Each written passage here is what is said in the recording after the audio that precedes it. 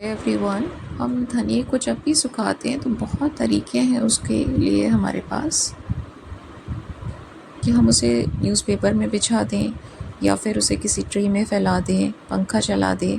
बहुत सारे तरीके करते हैं लेकिन कम्प्लीटली ड्राई नहीं हो पाता। अगर होता है तो काफ़ी लंबे टाइम के लिए छोड़ना पड़ता है और अगर नहीं कम्प्लीटली ड्राई होगा तो फ्रिज में स्टोर करने के बाद भी वो बहुत जल्दी ख़राब हो जाता है और उसमें से स्मेल आती है।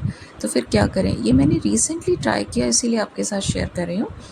मैंने इसके पीछे जिसमें टाई होके आया था उसकी रस्सी मुझसे टूट गई थी, पर अगर आपकी उसमें बंधी हुई हो तो रूट्स क्लीन करने के बाद, जिस तरह से आजकल क्लीन ही मिलती हैं, उसके बाद आप उसे रस्सी के साथ ही ये जो सिंक के पास सिंक रॉड होती है, अगर आपका ऐसा नहीं अरेंजमेंट है तब आप कोई भी और मेथड कीजिए, बट अगर है तो फिर आप मेरी तरह से इसे ऐसे लटका दीजिए।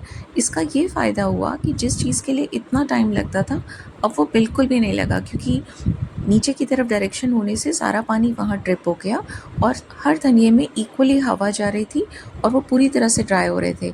तो ना तो न्यूज़पेपर की टेंशन हुई, ना ही कोई ट्रे में फैलाने की और लंबे टाइम की।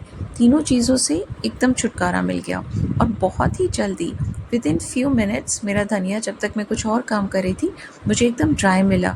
और उससे भी ज़्यादा एडवांटेज कि अगर मुझे उस समय नहीं यूज़ करना था तो मैं उसे ईज़िली स्टोर कर रही थी और पूरी तरह अगर वो ड्राई धनिया होता है तो उसमें से स्मेल भी नहीं आती है। ये देखिए, अब ये मैं आपको दिखा रही हूँ जब ये ड्राई हो चुका है, तो आप देख सकते हैं, मैं फिर से क्लोज़अप में दिखा रही हूँ। अब ये पूरी तरह ड्राई हो गया।